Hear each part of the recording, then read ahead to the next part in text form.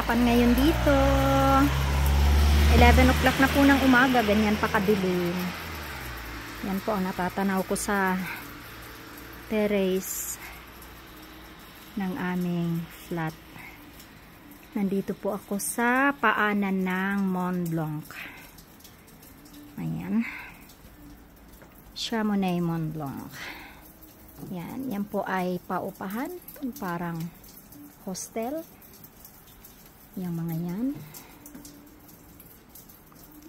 Tahimik pa kasi hindi pa bukas ang mga ski resort.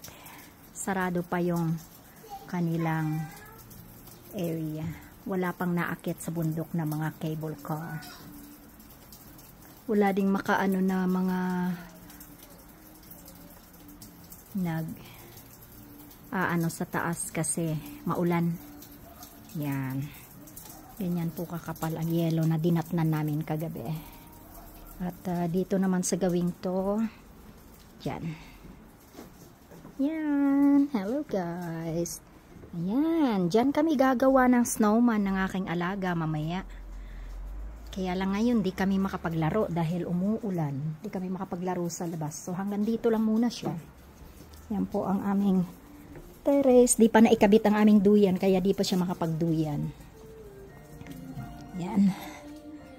Ang aking alaga, oh. Kadapa. Yan. Nakapaglinis na ang inyong ateng. Kaya abay muna, maglalaro muna kaming dalawa.